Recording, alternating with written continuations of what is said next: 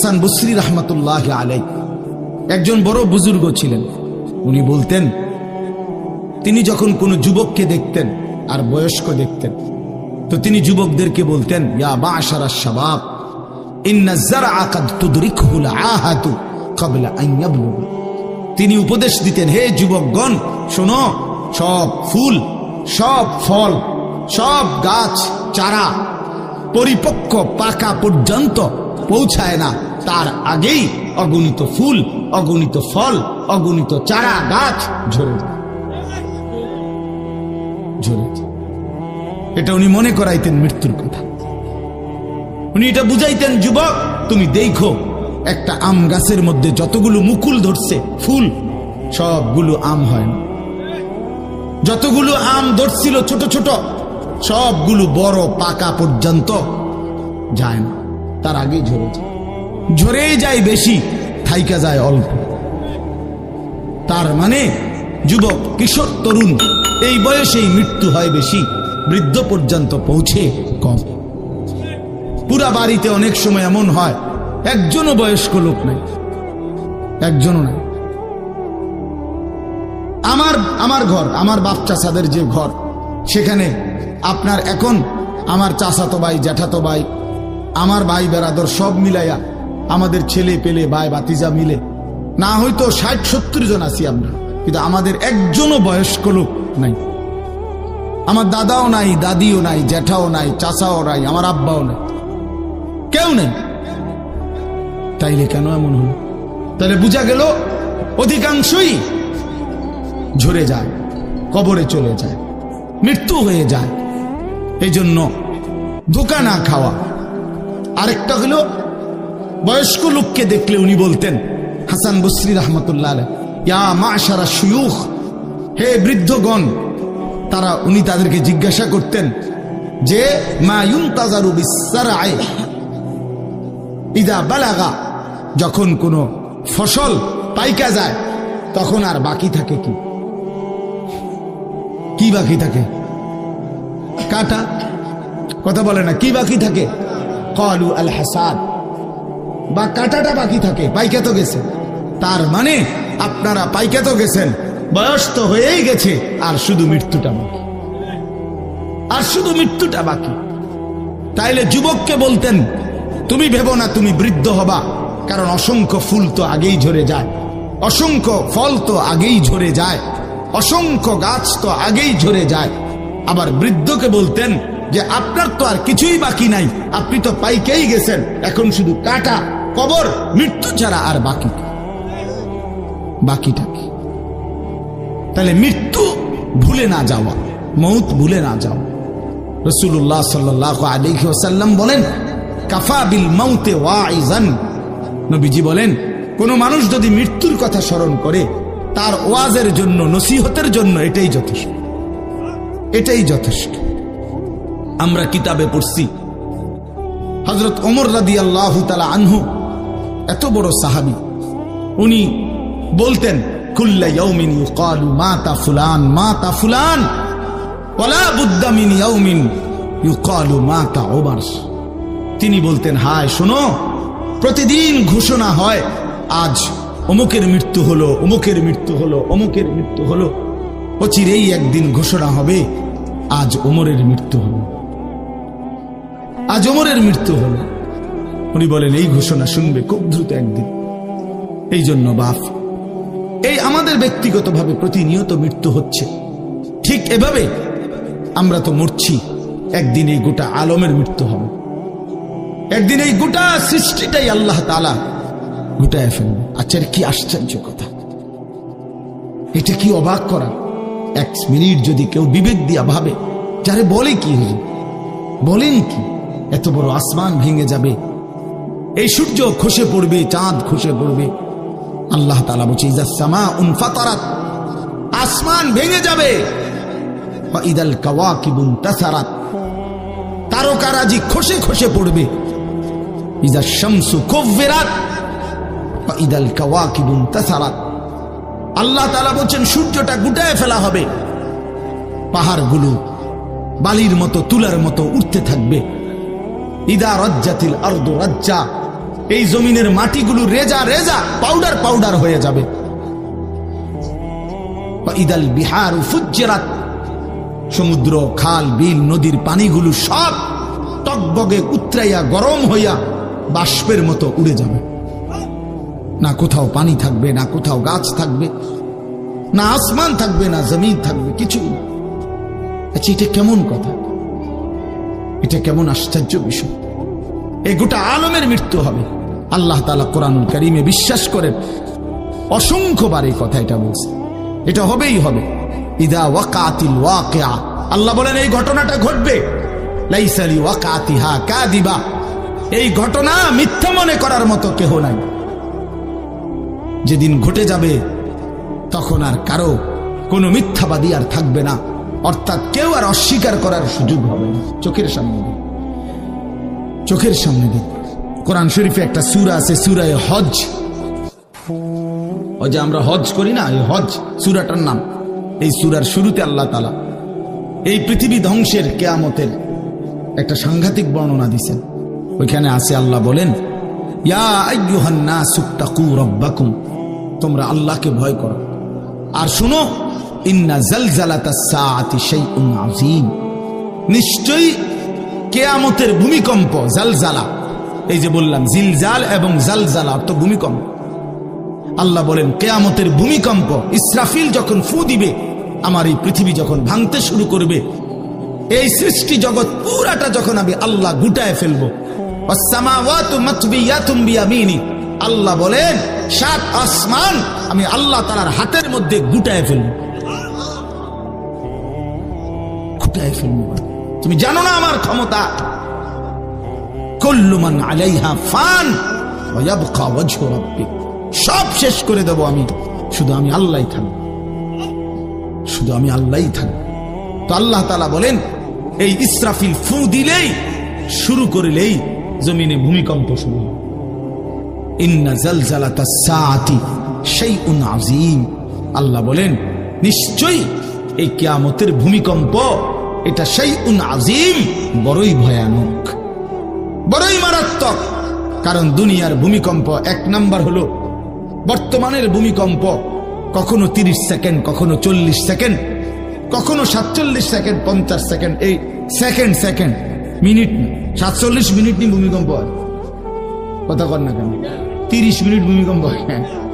30 minute ভূমিকম্প হইলে আমাদের 14 গোষ্ঠী থাকবে নাকি? 30 সেকেন্ড, 40 সেকেন্ড হয় ভূমিকম্প। এইটুকুতে একে তো সময় সামান্য, দ্বিতীয়ত হলো একসাথে গোটা পৃথিবীতে হয় না, এদিকে হলে ওইদিকে হয় না, এরকম। কিন্তু আল্লাহ তাআলা বলেন ইসরাফিল ফু দিলে যে ভূমিকম্পটা হবে, সেই ভূমিকম্পটা গোটা পৃথিবী একসাথে নাড়ায় দিবে, একসাথে নড়ে। 47 সেকেন্ড না, না, কতক্ষণ সেটা আল্লাহই জানে। তখন অবস্থা কি হবে? মানুষের আতঙ্ক, এই ভূমিকম্পে আতঙ্ক।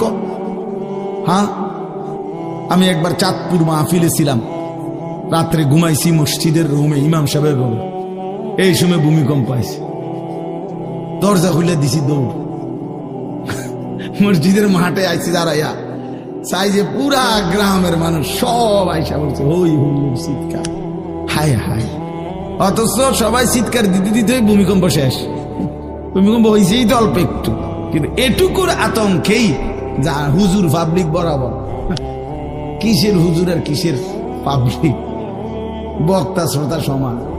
এই এখন মনে করেন ভূমিকম্প হইলে আমরা সব দিব দৌড়, আমি এখানে বুজুর্গি দেখাই, এটা হ্যাঁ, আমি একটা বড় হুজুর বেটা প্রধান বক্তা, আমি লড়লে কি মাইসে কি করব, আপনি কি করবেন আমার সময় কো, আমার জান নিয়ে কথাটা। আল্লাহু আকবার। তো এই সামান্য ভূমিকম্প, কিন্তু আল্লাহ তাআলা বলেন ইসরাফিল সিংহা ফু দিলে যে ভূমিকম্প হবে বান্দা, সেটা বড়ই ভয়ানক, সেটা সারা পৃথিবী নড়বে একসাথে। তখন কি হবে মানুষের আতঙ্ক? ইয়াউমা তারাউনাহা তাযহালু কুল্লু মুরদিআতিন আম্মা আরদাআত। এই 1 নম্বরে আল্লাহ বলেন যে মা তার বাচ্চাটাকে দুধ পান করাইতেছিল, এই কোলের বাচ্চা, দুধের বাচ্চা, আপন মা তার দুধের বাচ্চা ভুলে যাবে, ফেলে দিবে, ছুঁড়ে মারবে, আর মা পাগলের মতো দৌড়ানো শুরু। কোরআন শরীফের আয়াত। ওয়াতাদাউ কুল্লু যাতি হামলিন হামলাহা। এবং আল্লাহ তাআলা বলেন যে মায়ের পেটের বাচ্চা 10 মাস পূর্ণ হয়ে গেছে, আগামী 2 ঘন্টা 5 ঘন্টা পরে বাচ্চাটা এমনিতেই প্রসব হইতো। আল্লাহ তাআলা বলেন ইসরাফিলের ফু দিলে জমিন যখন কাঁপতে শুরু করবে, তো এই গর্ভধারিণী মা, গর্ভবতী নারী পাগলের মতো এভাবে ছুটবে, দৌড়বে, নিজের গর্ভের বাচ্চা নিজে নিজেই পড়ে যাবে। ও তারান নাসা সুকারা, আল্লাহ বলেন মাতালের মতো সমস্ত মানুষগুলো ছুটতে থাকবে। ফাইদা বারিকাল বাসার ওয়া খাসাফাল কামার ওয়া জুমিআ আশ-শামসু ওয়াল কামার। আল্লাহ তাআলা বলে চন্দ্র সূর্য আলোহীন হয়ে যাবে, সূর্য চন্দ্র এক হয়ে যাবে। ওয়া জুমিআ আশ-শামসু ওয়াল কামার ইয়াকুলুল ইনসানু ইয়াওমাইদিন আইনাল মাফার। লোকেরা দৌড়বে আর ছুটবে, মানুষ একে অপরকে জিজ্ঞেস করবে ভাইয়া পালাবো কোথায়, দাঁড়াবো কোথায়? কোথাও তো স্থির কোনো জায়গা নাই, কোথায় দাঁড়াবো? আল্লাহ তাআলা বলেন কাল্লা লা ওয়াজার, না বান্দা, সেদিন আর কোথাও জায়গা মিলবে না। ইলা রাব্বিকা ইয়াওমাইদিনিল মুস্তাকার, আজকে শুধুই কেবল তোমার আল্লাহর কাছেই আশ্রয় ঠিকানা। এভাবে বহু আয়াত কোরআনুল কারীমের মধ্যে আল্লাহ তাআলা বর্ণনা করছেন। আমার ভাই, তো এই ইসরাফিলের ফু দিলে গোটা আলমের মৃত্যু হবে, ভূমিকম্প শুরু হবে। তো এই ভূমিকম্প কেন হবে? এই কাঁপতে কাঁপতে সমস্ত কিছু ভাঙ্গা একসাথে, এই সব কিছু আল্লাহর সৃষ্টি, সমস্ত কিছুই জমিনের তলদেশে চলে যাবে। জমিন তখন খালি ফাঁকা, জমিনে তখন কিচ্ছু নাই, কিচ্ছু, একটা সুতা মাটির উপরে থাকবে। এই প্রথমবার ইসরাফিল ফু দিলে সমস্ত কায়নাত, ইনসান, জিন, আল্লাহর সমস্ত সৃষ্টি, মাখলুকাত সব জমিনের তলদেশে চলে যায়। মানুষ ও জিন ও অর্থ সম্পদ, স্বর্ণ রৌপ্য মণি মুক্তা হীরা জহরত সব সব সব একটা কাগজের অস্তিত্ব, সব কিছু, গোটা জমিন ফাঁকা। এভাবে কতদিন আল্লাহ জানে, কতদিন আল্লাহ জানে। হ্যাঁ মা ভাই, এরপরে একটা নির্দিষ্ট সময় পরে আবার আল্লাহ তাআলা ইসরাফিলকে জীবিত করবেন, করে আবার আল্লাহ তাআলা দ্বিতীয়বারের মতো ফু দিতে বলবেন। এই 2 ফুঁয়ের মাঝখানে কতদিন? নবী সাল্লাল্লাহু আলাইহি সাল্লামের এক হাদিসের মধ্যে বলছে 40 সাহাবীরা ব্যাখ্যা করছেন মুহাদ্দিসিন, সেই 40টা হতে পারে 40,000 বছর। 40,000। এই জন্য বাপ একটা কথা হলো, সর্বশেষ যেই লোকটা কবরে যাবে, শেষ যেই ব্যক্তি মরবে পৃথিবীতে, হতে পারে তাকেও শুধু কবরেই থাকতে হবে 40,000 বছর। 40,000 বছর, এরপরে তো আখিরাত। এই 40,000 বছর যদি কবরে আযাব হয়, 40,000 বছর যদি কবরে আযাব হয় ভাই, তখন কি হবে? এবার ভেবে দেখেন, এখন যারা কবরে যাচ্ছে, হ্যাঁ, নূহ আলাইহিস সালামের জামানায় যারা মারা গেছে, ইব্রাহিম আলাইহিস সালামের জামানায় যারা মারা গেছে, নবীজি সাল্লাল্লাহু আলাইহি সাল্লাম তো 1500 বছর আগে ইন্তেকাল করছেন, 1450 বছর আগে। তো ওই সময়ে যারা মারা গেছে তারা কবরে পড়ে আছে আজকে 1500 বছর, 1500 বছর, 1500 বছর। তাহলে নূহ আলাইহিস সালামের জাতি কত বছর থেকে পড়ে আছে? কোথায় নূহ নবী, কোথায় আমাদের নবী? কত ব্যবধান! এই জন্য বাপ, শুধুমাত্র কবরের বিষয়টাই তো সাংঘাতিক, আখিরাত তো পুরো। শেষ ব্যক্তিটাও যদি কবরে থাকতে হয় 40,000 বছর, তো এখনকার মানুষগুলো আছে কত কাল ধরে। তো এই যার কবরে আযাব হচ্ছে, আহা বাপ, সে কি পরিমাণ কষ্ট পাচ্ছে ভাই ভাই। কবরবাসীদের রূহের মাগফিরাত। আরে ভাইয়া, একবার চোখ বন্ধ করে 1 সেকেন্ড ভাবেন, আজ আমরা যাদের রূহের মাগফিরাত কামনা করলাম, এই 20 বছরের ব্যবধানে, 30 বছরের ব্যবধানে, 10 বছরের ব্যবধানে, 50 বছরের ব্যবধানে আবার এর পরের লোকেরা আমাদের রূহের মাগফিরাত কামনা করে। এটা কি পরিমাণ বাস্তবতা, কি পরিমাণ বাস্তবতা! এটাকে অস্বীকার করার, না বুঝার কিছুই নাই। মৃত্যুকে না বুঝার কিছুই নেই। কারণ এত বেশি জলজ্জান্ত আল্লাহ তাআলা এটা আমাদের সামনে দেখাইছেন, এত মানুষের মৃত্যু আল্লাহ আমাদের সামনে দেখাইছেন, এটাকে অস্বীকার করার, না বুঝার কিছুই নেই। তো চলেন, এরপরে আল্লাহ তাআলা ইসরাফিলকে আবার জীবিত করবেন। জীবিত করে আল্লাহ তাআলা ইসরাফিল আলাইহিস সালামকে বলবেন, ইসরাফিল আবার তুমি সিংহায় ফু দাও। এইবার যখন সিংহায় ফু দিবে, তখন ইসরাফিল আলাইহিস সালামের এই দ্বিতীয় ফুতে আবার ভূমিকম্প শুরু। আবার কি শুরু হবে? ও মাঝখানে ভাই, ওই ছেলে অপদার্থ, কথা বলো না, হাসাহাসি করো না, কারো কথা বাকি থাকলে, দুষ্টামি বাকি থাকলে উঠে চলে যাও, বাহিরে আলাদা জায়গা আছে। গাফেল সন্তান কোনো কিছুতেই যাকে কোনো আসর করে না। আহা, আপনারা জানেন না, আপনাদের এক এক ছেলের অবস্থা হলো কলিজাটা পাথর হয়ে গেছে। কোন কিছুই তার কলিজা নাড়ায় না। এত শক্ত জানোয়ার যে খোদার 365 দিনে কোনো দিন ফজরের নামাজ পড়ে না, একদিনও না। মানুষের বাচ্চা এত বড় জানোয়ার হয় কেন? আরে তুই কোন মানুষের বাচ্চা? তুই কোন মার দুধ খাইলি? নাফরমান। কেমনে মানুষ কি ধরনের? একদিনও নামাজ পড়ে? ছি ছি ছি ছি ছি, মুসলমানের বাচ্চা এত বড় জানোয়ার হয় কেন? কোনদিন নামাজ পড়ে না, 6 মাসে 9 মাসে কোনদিন বলতে পারবে না নাফরমান কোনদিন 5 ওয়াক্ত নামাজ পড়ছে কিনা। হায় হায়, এত বড় অসভ্য। মায়ের সন্তান হয় কেমনে? বাবার সন্তান হয় কেমনে? চিন্তা কর। কোনো কিছুই ছেলে পেলেদের হালাত হলে এই পরিমাণ লাগাম ছাড়া, কিসের মা কিসের বাবা, কে তার মা কে তার বাপ, কে কি তার ধর্ম, তার আল্লাহকে তার রসুলকে, তারে বানাইছে কে, আসছে কোত্থেকে, কেন আসছে, কি করতেছে, কি করছে, কিচ্ছুর খবর, কিচ্ছুর খবর। আসে, হাঁটে, বুট খায়, বন খায়, মোবাইল টিপে, খারাইয়া মতে, বইয়া মতে, বন্ধু বান্ধবীদের সাথে আড্ডা দেয়, মেয়ের পিছনে ঘোরে, অসভ্য অশ্লীল কথাবার্তা বলে। এটা কি একটা জিন্দিগি হলো? ভেবে দেখেন। উফ, কোন সুস্থ স্বাভাবিক মানুষ এমন হয়? বলো ভাইয়া, বলো। রাগ করো না বাপ, কে তোমা করে মনে করাই দিবে? কেউ মনে করে। হা, বাবা মারও ফিকির শেষ, শুধু টাকা রোজগারের ফিকির। দেশে থাইকা পারো, নইলে বিদেশ গিয়া পারো, কোনো না কোনো ভাবে পয়সা রোজগার করো। টাকা রোজগার করলে মা বাপ খুশি, টাকা রোজগার না করলে না অখুশি, খালাস। এরপরে ইমান আছে কিনা, ইসলাম আছে কিনা, নামাজ আছে কিনা, কোরআন আছে কিনা, আল্লাহ চিনে কিনা, হালাল হারাম কিনা, জায়েজ না জায়েজ না, এত কিছু আমার দরকার। ফুতের জিগায় না যে ফুত কামাই যে করতেছ, কি হালাল কামাই করো না হারাম না, এত কিছুর দরকার কি?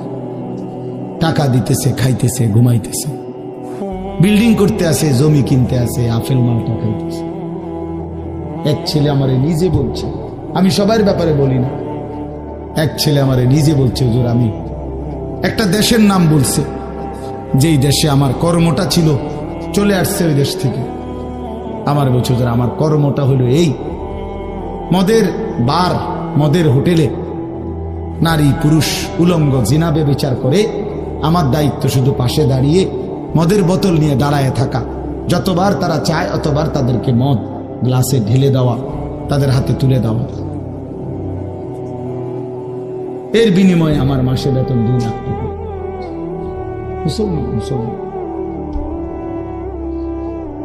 মুসলমানের সন্তান, বাংলাদেশের সন্তান। তো এই টাকা যখন বাবা খাচ্ছেন, বিল্ডিং করতেছে, কোনো টেনশন নাই। আমি আবারও বলছি, আমি সবার জন্য বলি, ওই বলছি দেখে অট্টা কইছি, কথা বুঝছেন? আমি তো নাম ঠিকানা বলি না। এই জন্য আমার বাপ, ডাক দিয়েন না, ডাক দিয়েন না, একজনও ডাক দিয়েন না, অসভ্যরে ডাক দিয়েন না। হ্যাঁ হ্যাঁ, ডাক দিবেন কেন? হাইওয়ানকে ডাক দিবেন কেন?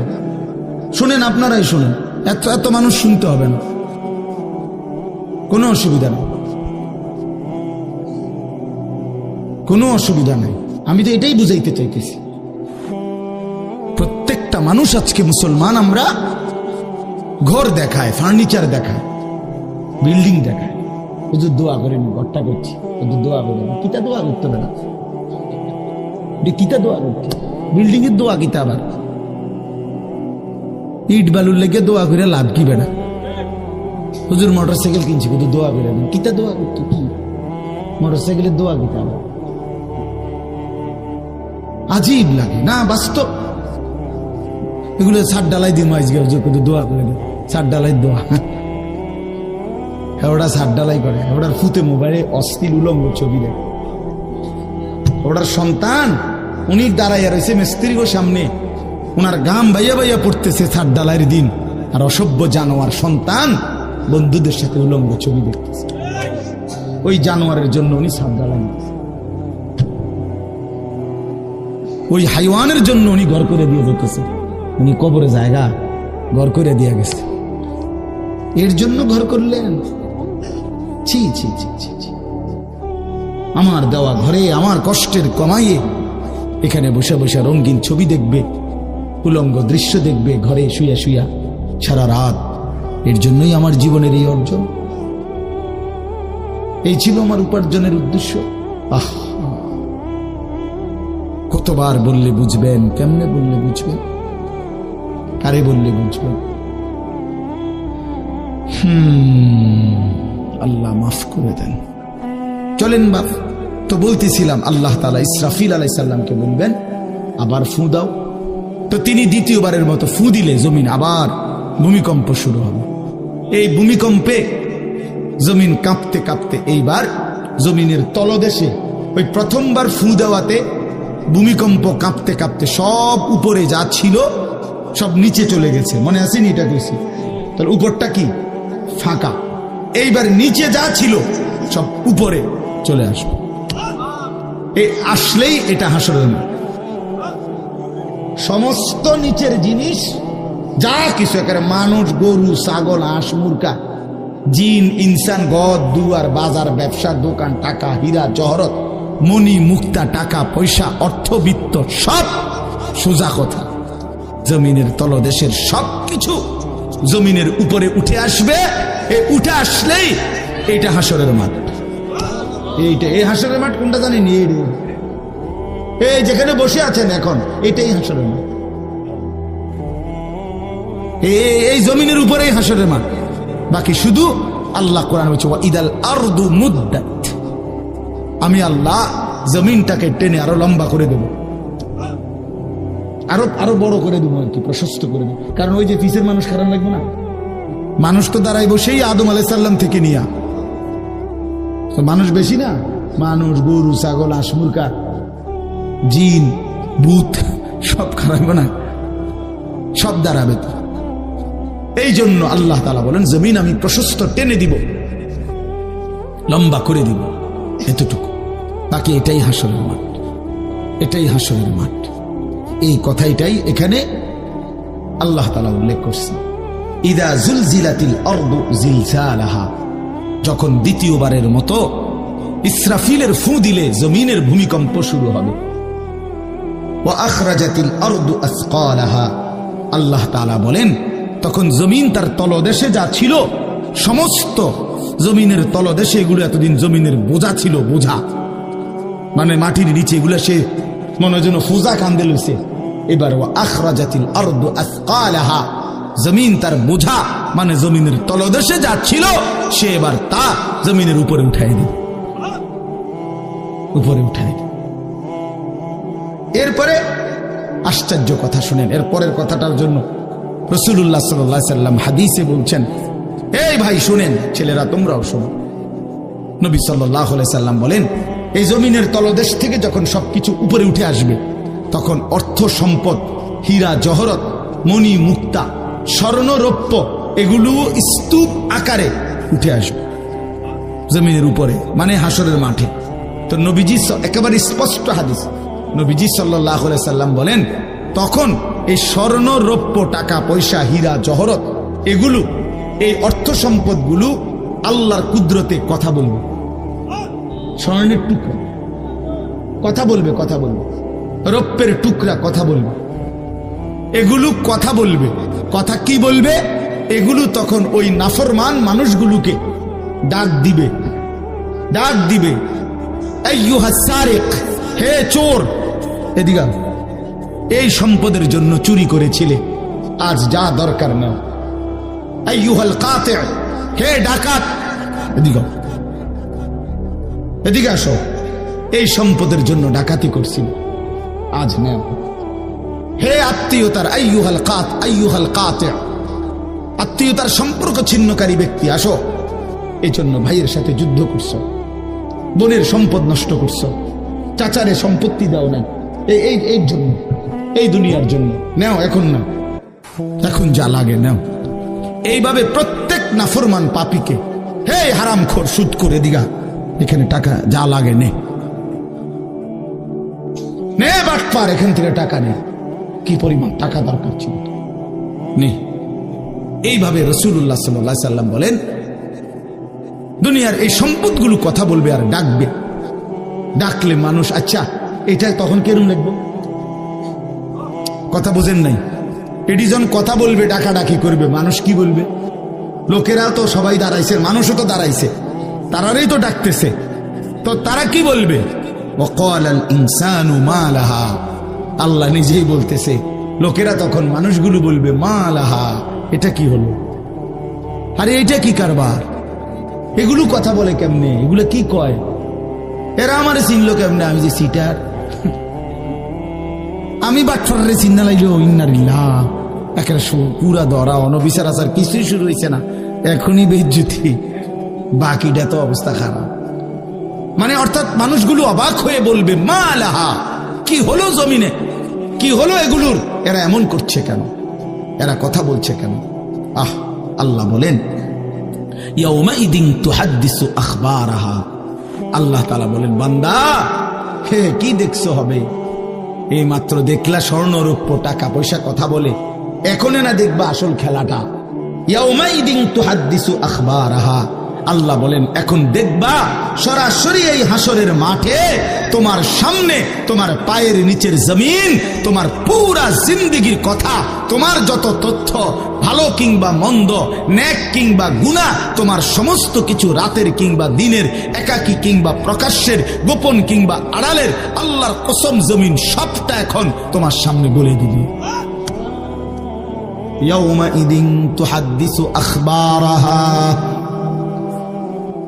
রব্বুল আলামিন বলেন, জমিন সবটা কথা বলে দিবে, ভালোটাও মন্দটাও, আলোটাও অন্ধকারটাও, একাকীও অন্ধকারেও, প্রকাশ্যেও, সবার মাঝেও, সব বলে দিবে।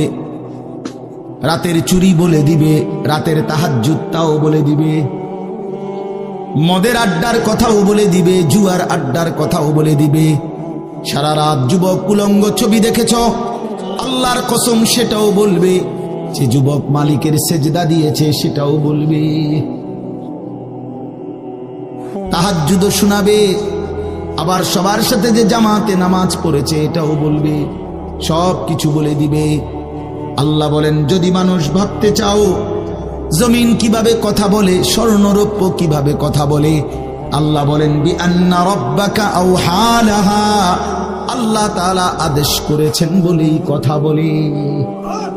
আল্লাহ বললে, হুকুম করিলে, আল্লাহর গোটা কায়নাত, গোটা সৃষ্টি জগৎটাই কথা বলে। ওয়াশাহিদা আলাইহিম সামউহুম ওয়া আবসারুহুম ওয়া জুলুদুহুম বিমা কানু ইয়ামালুন। আল্লাহ বলে, হাসরের ময়দানে বান্দা তোমার কান, তোমার চোখ, তোমার সারা দেহের চামড়া, জুলুদুহুম, তোমার সারা দেহের চামড়া হাসরের ময়দানে তোমার পুরা জিন্দেগির কর্মকাণ্ড বলে দিবে। চামড়াগুলো বলবে চামড়া। মানুষের শাহওয়াত চামড়াতে। এই জন্য সমস্ত যৌনতার ঘটনা, অসভ্যতার ঘটনা শরীরের চামড়া বলে দিবে। মানুষের শাহওয়াত চামড়ায়। কথা বুঝছেন কিনা? হ্যাঁ, চর্মে, চামড়ার মধ্যে শাহওয়াত, কামনা, বাসনা, যৌন চাহিদা। এই জন্য যত লোক দেখবেন বিভিন্ন হসপিটালে, যত ডাক্তার চর্মরোগের ডাক্তার, তত লোক যৌন রোগেরও ডাক্তার। হ্যাঁ, চর্ম ও যৌন রোগ বিশেষজ্ঞ। এটা একই বিষয়, একই চ্যাপ্টার। চামড়া মানে আল্লাহ তাআলা বলেন তোমার চামড়া বলে দিবে কত রাত, কত দিন নারীর প্রতি অবৈধ আগ্রহ, অস্থিরতার, বেহায়াপনার, অসভ্যতা করেছিলে।